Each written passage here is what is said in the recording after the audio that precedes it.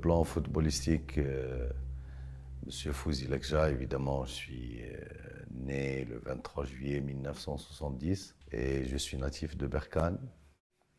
Je tiens à le préciser parce que c'est l'équipe de cette même ville qui a été sacrée champion de la Coupe de la Confédération africaine cette année.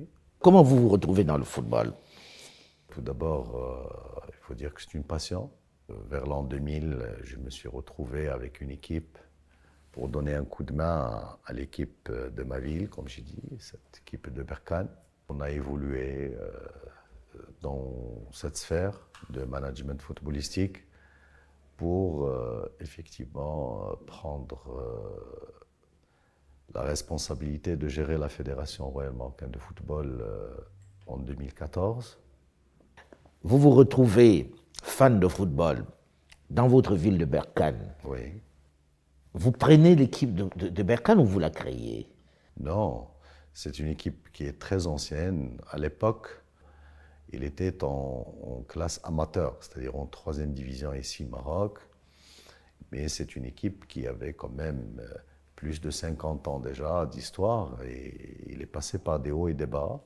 Il a joué en ligue professionnelle pendant des années. Et après, bien sûr, ils se sont retrouvés en 2e, 3e division. Mais à l'époque, c'était en 3e division.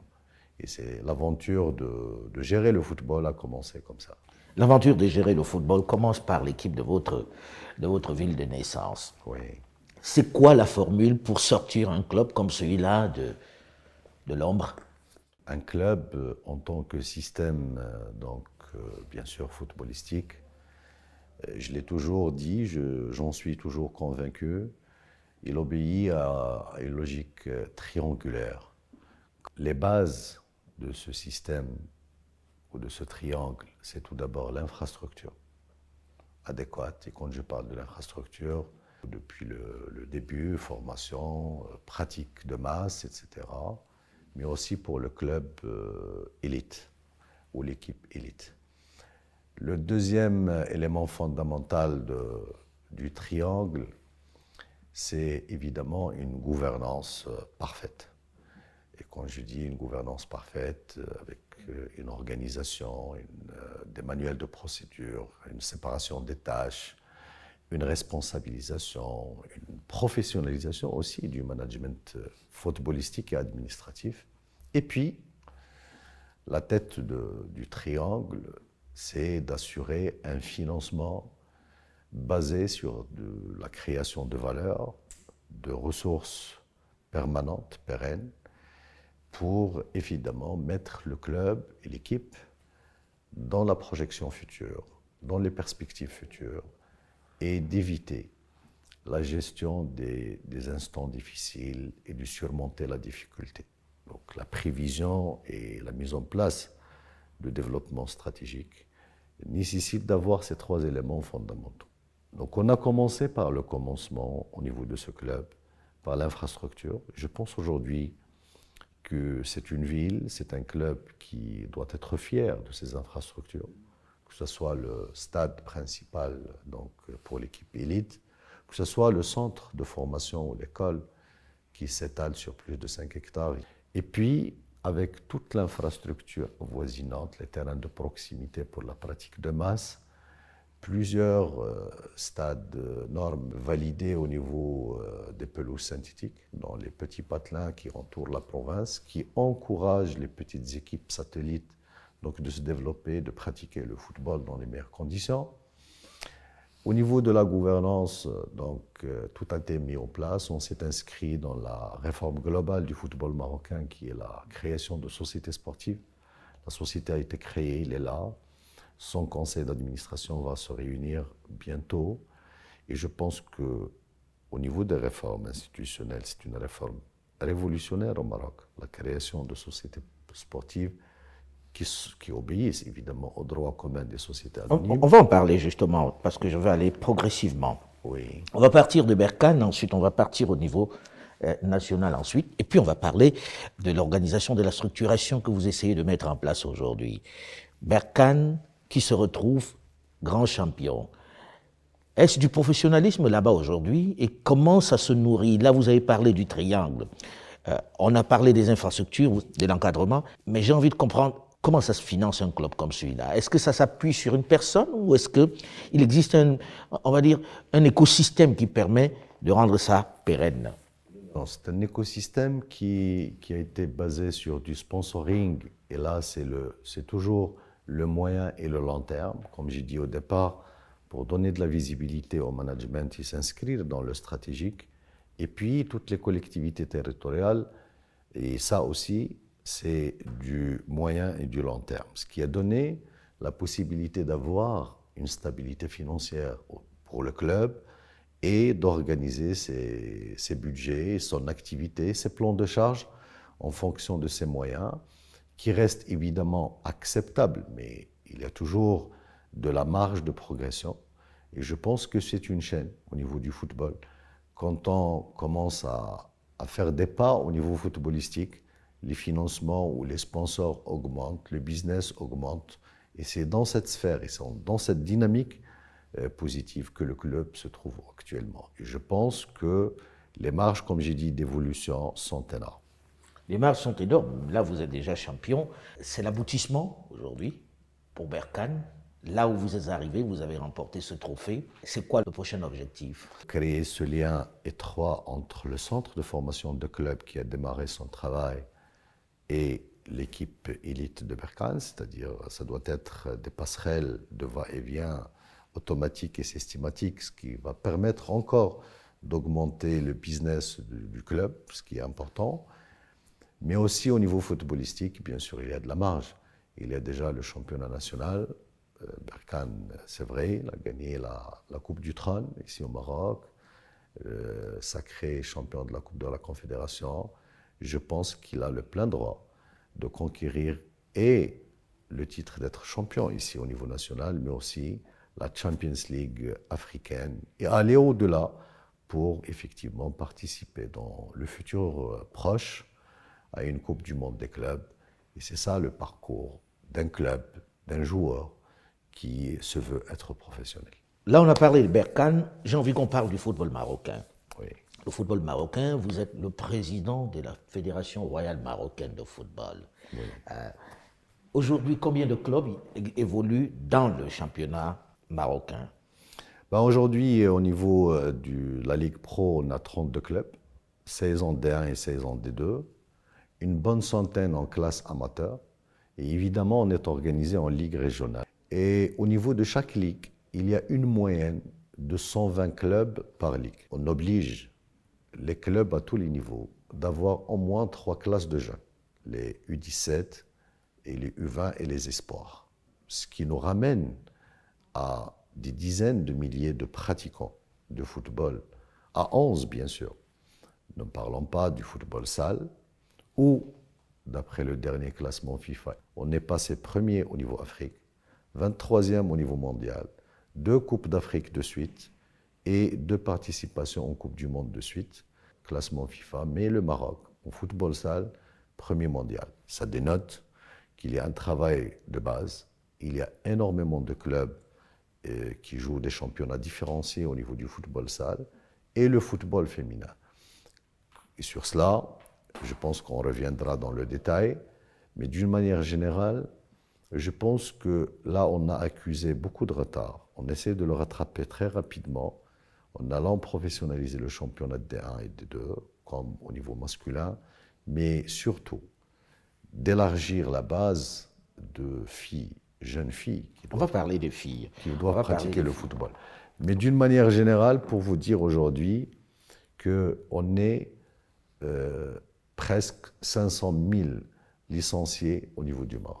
Comment expliquer cette mutation qui est en train d'intervenir dans le football marocain? À quoi c'est dû? C'est dû à votre stratégie basée sur quoi? Tout d'abord, moi je pense que la mutation ou les mutations profondes que connaît le football marocain, c'est dû tout d'abord et essentiellement aux mutations profondes que connaît le Maroc depuis 20 ans, sous le règne de Sa Majesté le Roi, que Dieu l'assiste. Tout le monde est unanime aujourd'hui qu'en matière d'infrastructure, en matière de développement, en matière de projets structurants, en matière de positionnement à l'international, en matière de clairvoyance liée à la gouvernance globale, le Maroc a fait des pas géants à tous les niveaux, au cours de ces 2 dernières décennies. Évidemment, le football ne pouvait pas rester en dehors de ces mutations, parce que le football, on le pratique dans un écosystème, dans une atmosphère, dans une société. Plus, évidemment, il y ait du développement, plus il y ait de la dynamique positive. Ça aide le football et le développement du football. Et pour s'inscrire dans cette stratégie, le football marocain, comme je viens de vous expliquer, et d'ailleurs c'est universel, c'est ce que vous allez trouver au Real Madrid, ou au PSG, ou à l'AC Milan, ou à Flamingo, c'est la même logique. Un football moderne, professionnel, il est basé tout d'abord sur un développement d'infrastructures modernes et professionnelles. Et un financement et un business qui garantit la stabilité et la pérennité du système. Et troisièmement, c'est la gouvernance du système. Donc, à cette équation, aucun football, aucun pratiquant, aucun système ne peut échapper. Et vous pouvez voir les benchmarks partout. Au niveau de tous les pays, de tous les continents, ça a été toujours la même logique. Et c'est dans ce cadre-là donc, que les chantiers ont été bien identifiés. Ça nous permet de gagner du temps au niveau du diagnostic et de concrétiser beaucoup plus d'actions, ce qui nous a permis de réaliser même plus que les objectifs arrêtés initialement. On est à plus de 100 pelouses synthétiques en normes, on est à une quinzaine ou vingtaine de stades D1 et D2 en normes, pelouse naturelle, éclairage en normes. On est à une bonne dizaine de centres de formation de clubs qui répondent à toutes les conditionnalités, à 5 centres régionaux, et on a couronné tout cela par le complexe Mohamed VI, qu'a inauguré Sa Majesté le Roi, que Dieu l'assiste, donc au début de cette année. Il est là, sinon le meilleur au monde, qui répond à toutes les normes de formation professionnelle, d'améliorer la performance, de gérer le détail. Parce que la performance au niveau du football, c'est la capacité de gérer le détail. Aujourd'hui, tout le monde est capable d'animer des séances d'entraînement, préparation physique de 2 heures, jour. Mais la différence, c'est la gestion du détail. La performance au niveau footballistique, elle est liée au détail. Et on a mis tout ce qu'il faut là-bas, en tant que, évidemment, investissement, mais aussi ressources humaines, pour gérer ces détails et donner un élan au football national d'aller très rapidement. Vous avez décrit l'environnement, on va aller dans les détails puisque vous parlez Bien des sûr. détails. Lorsque quelqu'un écoute ça, qui est d'un autre pays, il se dit, c'est le paradis, ça coûte beaucoup d'argent. Est-ce que ce n'est pas parce que vous avez la chance d'avoir le roi, justement, Sa Majesté, qui décide de mettre beaucoup de fonds dessus? Un centre comme celui le centre Mohamed VI dont vous parlez, ça coûte énormément, tous ces stades, ça coûte énormément d'argent. Est-ce que ce n'est pas d'abord une volonté politique? Mais évidemment, je l'ai dit au départ et je le redis, tout ce qu'on a réussi à le faire en tant que mutation, la référence, c'est les mutations successives et clairvoyantes menées par Sa Majesté le Roi dans tous les domaines, et ce qu'on fait parce que la destination de tous ces projets footballistiques, du football et du sport, c'est la jeunesse. Ce qu'a initié Sa Majesté pour la jeunesse marocaine, pour son inclusion, pour sa prospérité, sur tous les plans, mais aussi le plan sportif, est énorme. Donc tout cela, évidemment, il trouve son essence, son aisance au niveau de la volonté et la détermination et l'implication de Sa Majesté le Roi, que Dieu l'assiste, dans tous ces projets. Et tout ce qu'on a réussi, les convergences avec les départements ministériels, la mobilisation des acteurs, etc., comme j'ai dit, dans un temps record, avec les moyens qu'il faut, mais évidemment tout cela obéit à un business. Aujourd'hui, quand on parle d'un investissement pareil au niveau du complexe Mohamed VI, eh ben, l'amortissement, il est fait sur 5 ans. C'est magnifique. Justement, j'allais en parler. Parlons-en des chiffres, puisque ça intéresse les gens de savoir les chiffres. Bien sûr. Un centre comme celui comme le centre Mohamed VI, Oui. ça coûte combien à peu près? C'est un centre qui s'étale sur 30 hectares, avec une capacité donc, pour abriter plus de 480 jeunes en même temps, des espaces de restauration, 9 stades d'entraînement, une salle couverte, etc., une clinique médicale qui s'étale sur 4200 mètres carrés. C'est un investissement qui coûte à peu près 65 millions de dollars. 65 millions de dollars. Et comment on amortit un tel centre? En combien de temps? Et en faisant quoi? J'ai analysé à plusieurs années le budget de la Fédération royale marocaine de football. Et quand on voit les postes, donc du coup, des concentrations, parce qu'on a 11 équipes nationales, différentes catégories d'âge, féminines, masculines, football salle, etc.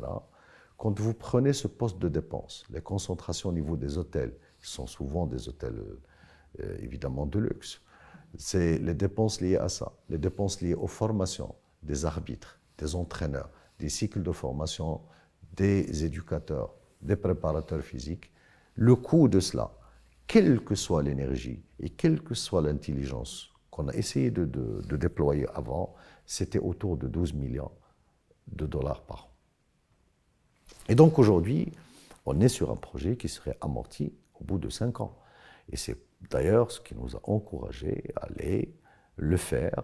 Et après 5 ans, comme j'ai dit, c'est le retour sur investissement et la fédération. Et le football marocain aura d'autres moyens pour aller évidemment financer les centres régionaux, les généraliser, etc. C'est cette politique sur laquelle on est. Tout cela, il est fait par l'entreprise marocaine, à 90% de produits marocains. Donc l'intégration, elle est pratiquement à 100%, ce qui ça veut dire que la valeur ajoutée, créée par ces investissements et par leur exploitation par la suite, reste au niveau donc, du tissu économique marocain. Et ce centre, avez-vous l'intention d'aller au-delà de l'exploitation même du Maroc? Évidemment. Donc, on vient de commencer, ce qui nous a permis de travailler, même en période difficile de Covid. On travaille à plein régime. Il y a tous les jours, aujourd'hui, si vous partez ce jour-là au centre, il y a l'équipe A, c'est-à-dire l'équipe nationale marocaine qui va jouer les matchs contre Centrafrique dans les futurs jours. Mais il y a aussi l'équipe locale qui prépare son CHAN. Il y a les U17, les U20. Il y a plus de 300 personnes. Et puis aussi les clients de la clinique, etc. Donc l'idée, c'était de passer par une phase de rodage, que le centre fonctionne avec sa gouvernance, avec ses manuels de procédure de gestion. Et évidemment, on a reçu énormément de demandes des équipes étrangères qui veulent passer ici. Il y aura 2 volets. Il y a un volet de coopération, et c'est surtout avec les pays frères africains, les équipes nationales. D'ailleurs, on a commencé l'expérience. Plusieurs équipes nationales sont passées par là, des concentrations, et on a joué des matchs. Et la semaine dernière, il y avait le Sénégal U20, la semaine d'avant, la Mauritanie, etc. Toutes les semaines, il y a des activités. Et donc, c'est une branche ou c'est une activité de coopération qui s'inscrit dans le partage que Sa Majesté le Roi, que Dieu l'assiste, a toujours recommandé dans une logique globale, évidemment, du développement sud-sud. Il y a le deuxième volet, c'est le volet business. Donc il y a évidemment, comme je l'ai dit, beaucoup de demandes de faire des préparations d'avant-saison ou pendant l'hiver.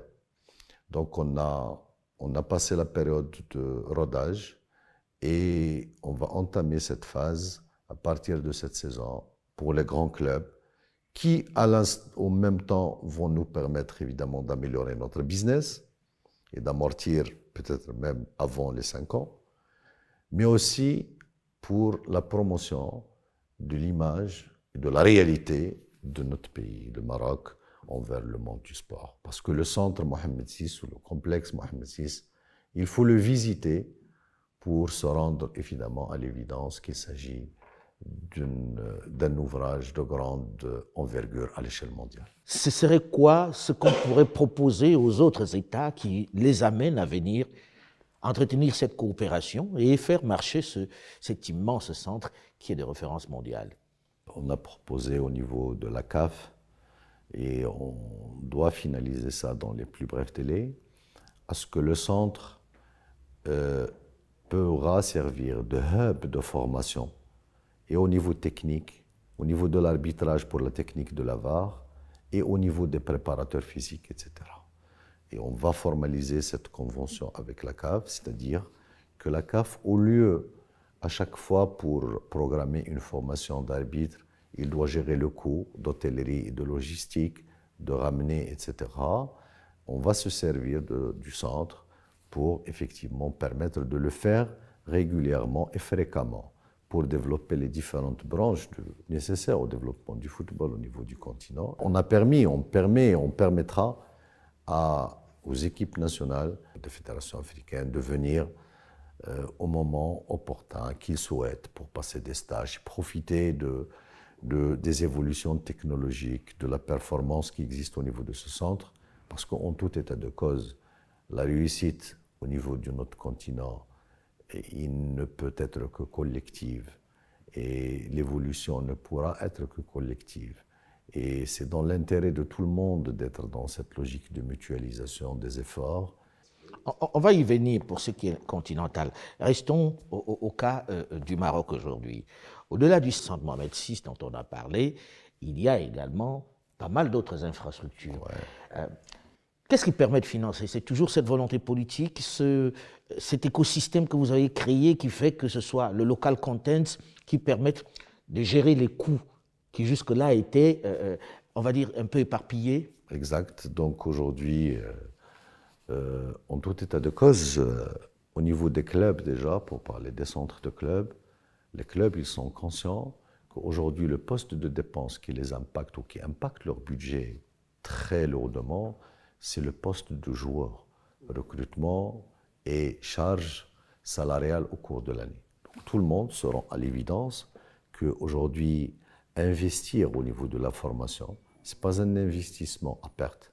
Plutôt, c'est un investissement qui pourra faire éviter tout d'abord au club de recourir au marché pour avoir des joueurs à des sommes faramineuses, mais aussi de faire du business si on arrive à développer du potentiel qu'on peut placer au niveau d'autres championnats, que ce soit au niveau de l'Europe ou au niveau de l'Asie.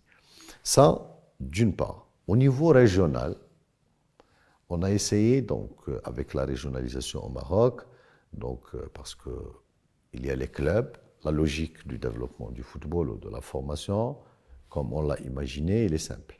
Donc il y a le football de masse, c'est les terrains de proximité. Aujourd'hui, et depuis, comme j'ai dit, durant les 2 dernières décennies, avec la volonté royale de Sa Majesté, on a pu donc avoir des centaines de pelouses de proximité un peu partout. Vous pouvez circuler ici à Rabat, vous allez trouver des enfants qui jouent au ballon du matin au soir, dans tous les coins, dans les quartiers. Il y a cette infrastructure qui assure ce développement de football de masse. Par la suite, on doit passer à une sélection au niveau des clubs, une formation professionnelle par catégorie d'âge. Et la région dispose d'un centre d'excellence, puisqu'on a une ligue régionale, il y a des formateurs régionaux, il y a des spécificités régionales. Donc, avoir un centre d'excellence, c'est ce qu'on est en train de faire en partenariat avec les régions. Puisque les régions, aujourd'hui au Maroc, comme vous le savez, avec leurs prérogatives très élargies, entre autres, ils s'occupent de la formation des jeunes et l'animation sportive et culturelle. Donc, on l'a fait avec un foncier local que la collectivité met à la disposition de la fédération, un financement pratiquement 50-50, et ce qui nous permet donc de financer ces centres. Et on est sur la bonne voie pour doter chaque région d'un centre mini-complexe Mohamed VI. Au lieu de 30, on est sur 5-6 hectares partout dans les régions, et ce qui donnera un étage. Et logiquement, les meilleurs par catégorie d'âge au niveau des régions, c'est l'excellence, et ce sont eux et elles qui doivent être convoqués au centre Mohamed VI pour parfaire leur performance footballistique. Oui. Vous avez un championnat marocain qui, de plus en plus, reprend du poil de la bête à l'international. Quel est l'écosystème? Comment ça se finance un championnat comme celui-là? Les clubs, donc ils ont un financement, je parle du financement permanent. Donc un financement qui parvient des collectivités locales, du club ou de là où il est, c'est-à-dire la ville, la région où il est. Il y a un financement qui parvient des droits de télé. Quand même, on a des droits de télé très importants. On commercialise très bien notre championnat. D'ailleurs, on est le seul championnat en Afrique, je pense, qui est diffusé en direct, en live, tous les matchs. Donc, sur la télévision nationale, il y a une chaîne dédiée qui s'appelle Al-Riyadiyya et qui diffuse tous les matchs du championnat de D1 et plusieurs matchs du championnat de D2 et même du football salle et du football féminin. Donc, de ces droits de télé qui reviennent évidemment au club. La troisième composante, il faut reconnaître que les Marocains sont fans du football et de leur club. Il y a une présence massive au niveau des stades. Il y a des clubs qui font des moyens de 40-50 000. Quand vous prenez le Raja, le WAC, c'est une présence de 50 000 spectateurs tous les matchs. Il y a le sponsoring, il y a tous les acteurs économiques sans exception qui s'impliquent au niveau des clubs et qui financent via des contrats de marketing et de sponsoring sur des périodes très étalées.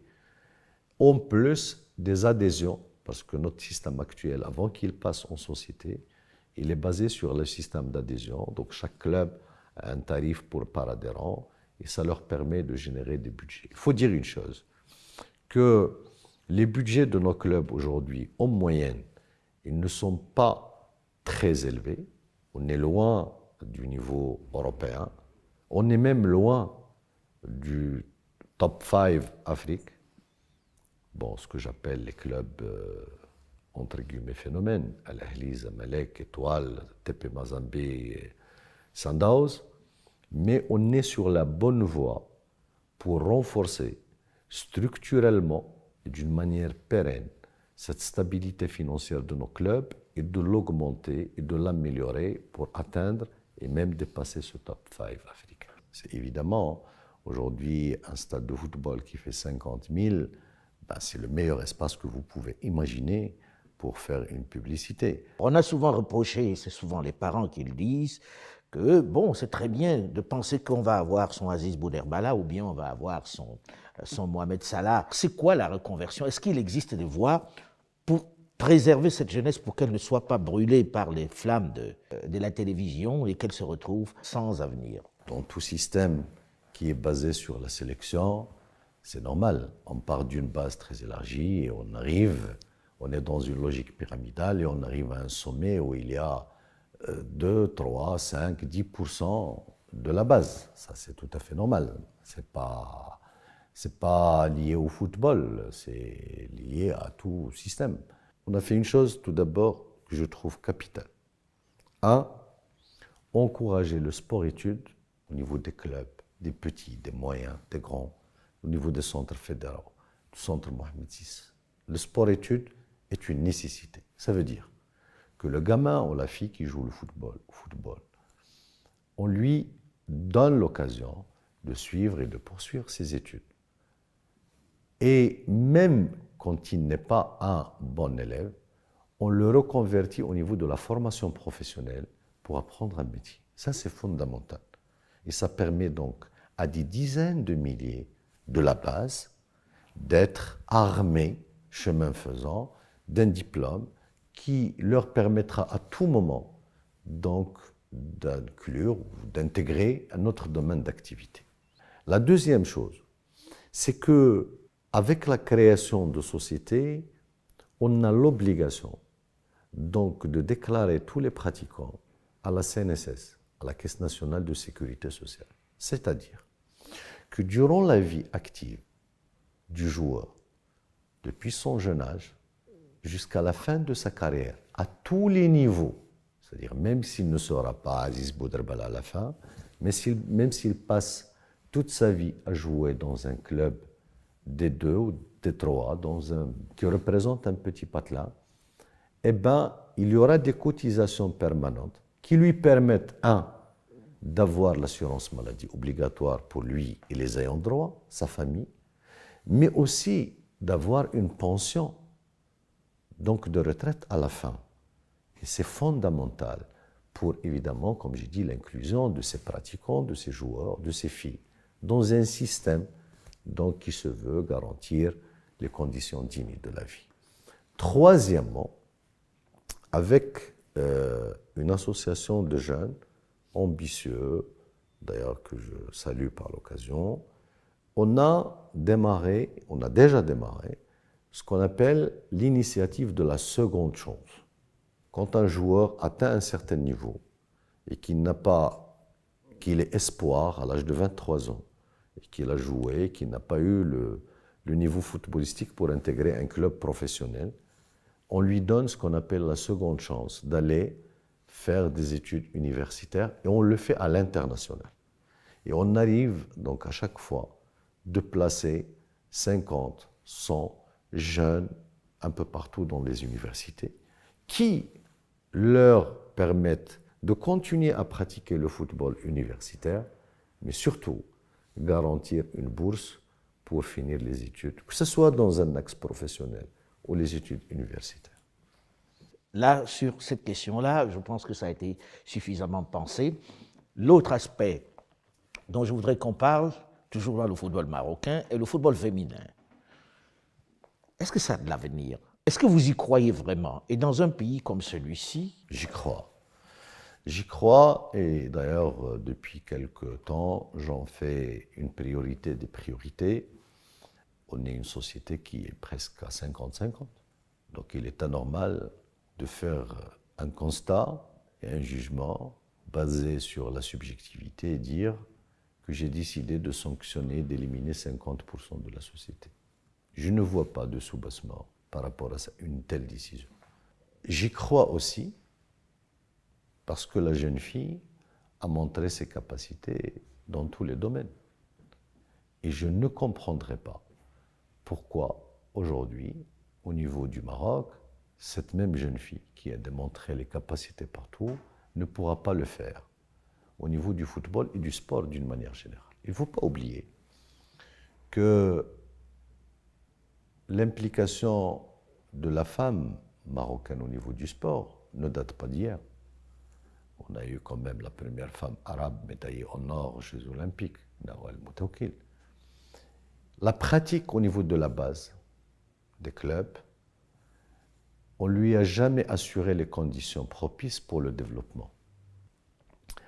Donc on a commencé par la mise en place d'une ligue professionnelle du football féminin. Et on a travaillé pendant des mois et des mois, des heures et des heures, pour dégager un contrat-programme où tout le monde sera impliqué. La ligue, cette même ligue professionnelle, les ligues régionales et les clubs et le staff de la DTN. Et on a fixé une feuille de route. 1. Professionnaliser le championnat de D1 et de D2 avec un salaire minimum pour les filles. 2. Un encadrement technique qui répond aux licences A, B à tous les niveaux. Un encadrement médical obligatoire et la pratique au niveau des classes jeunes. C'est-à-dire un club qui se veut jouer en première division a l'obligation d'avoir une équipe U17, U20, etc., comme au niveau masculin. Chose qu'on va démarrer avec ce nouveau championnat qui va démarrer le mois prochain, début. Et je pense qu'avec cela, on aura beaucoup de marge et de progression dans le futur le plus proche. À cela, on a conjugué donc 2 actions majeures. Les meilleures déjà qui existent au niveau national, on a pris une bonne centaine pour les mettre sur le sport-études depuis 3 ans. C'est ce qui nous donne aujourd'hui une équipe U17, U20 à la hauteur. Et 3, c'est d'élargir la pratique au niveau des clubs. Et donc, si vous prenez par exemple le club de ma ville dont je vous ai parlé, la première priorité au centre de formation, c'était d'avoir les équipes de catégorie jeune des filles. Et aujourd'hui, on a 200 filles qui jouent au ballon tous les jours. avec évidemment un encadrement professionnel, etc. Comme cette initiative, il y en a des dizaines de partout, ce qui nous permet d'élargir la masse, de mettre l'élite dans un canal de professionnalisme total sport-études et de développer donc le professionnalisme au niveau de nos championnats. Avez-vous le sentiment que les gens regardent le football féminin de la même façon? Est-ce que vous n'avez pas le sentiment que c'est ça le principal handicap du football féminin?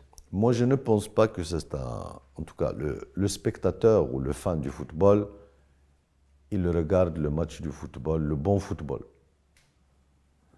Aujourd'hui, quand vous prenez la Coupe du Monde féminine, le niveau donc, d'assistance au niveau de la Coupe du Monde qui a été organisée en France n'est pas du tout loin de la Coupe du Monde masculine au niveau du football. Je pense que dans peu de temps, on serait à des niveaux de marketing et de business et d'assistance du public très proches l'un de l'autre. Pour être au rendez-vous, et c'est ça le rôle et l'obligation d'un manager ou d'un président de football, d'une fédération, c'est d'anticiper les situations futures et d'être au rendez-vous et de ne pas regretter les décalages et de les observer au temps réel. L'encadrement du football marocain, il est marocain et il est formé où? Parce que dans la plupart des championnats, la question de l'encadrement se pose. Et vous avez parlé du centre qui pourrait former des encadreurs. Est-ce qu'ici, on a des encadreurs que l'on peut même exporter? Et qui les forme? L'ouverture du complexe Mohamed VI, comme je dis, donc ça nous donne l'outil de formation majeure parce que pour former les formateurs, on n'a pas besoin de la volonté seulement. Hein. En tout cas, la volonté ne suffit pas. Ça nous permet donc d'élargir la base des formateurs qu'on doit former.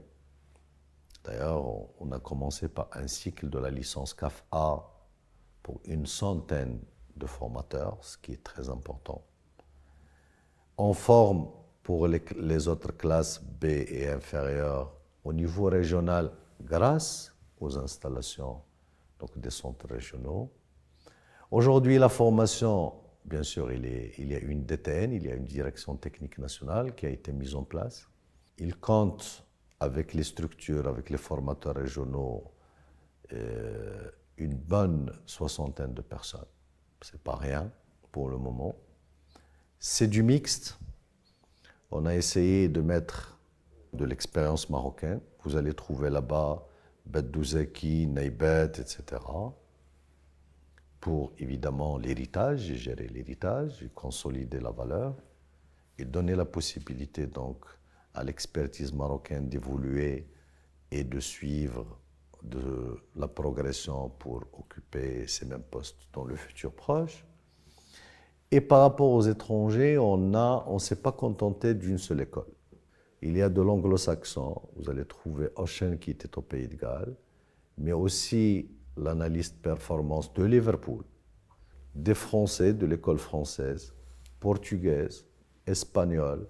Et donc on a mis un mixte pour l'enrichissement de toutes ces expériences et dégager un modèle de développement adapté aux joueurs marocains qui, comme vous le savez, a beaucoup de carences au niveau physique et qu'il compense toujours par du talent technique.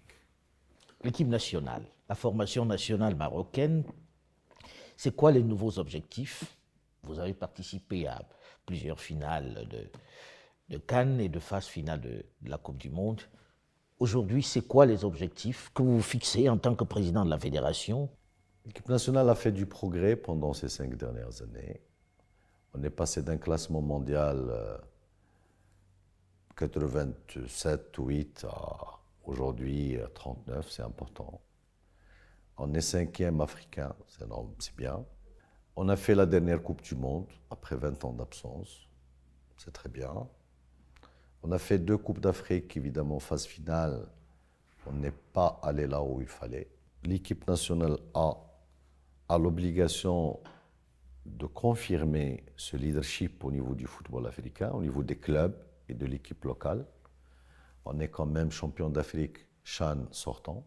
L'équipe nationale, comme objectif futur, il doit confirmer ce leadership au niveau africain et remporter une Coupe d'Afrique des Nations, après d'ailleurs une longue absence depuis 1976. Je pense qu'il faut assurer une deuxième qualification de suite à la Coupe du Monde pour participer pour la 6e fois à la phase finale de la Coupe du Monde, mais aussi parce que deux participations de suite, ça donne à une bonne partie de la même génération d'avoir de l'expérience, Coupe du Monde. Parce que l'handicap majeur pour notre équipe nationale lors de la dernière Coupe du Monde, c'était effectivement cette longue absence de 20 ans de l'ambiance d'une Coupe du Monde. Aujourd'hui, le talent y est. On a beaucoup de joueurs qui se distinguent à l'échelle mondiale, c'est-à-dire qui sont au niveau du top mondial. Le Hakimi à l'Inter Milan, Ziyech à Chelsea, et Nseri, Bono à Séville, ils ont remporté la Coupe Europe, etc. Donc il y a une génération de talents exceptionnels, avec du bon travail, avec un peu d'expérience et un peu de chance, que les deux objectifs que je viens de citer seraient à la portée de cette génération. Ce serait le minimum vu les investissements faits jusqu'à maintenant et vu la stratégie faite autour du football marocain.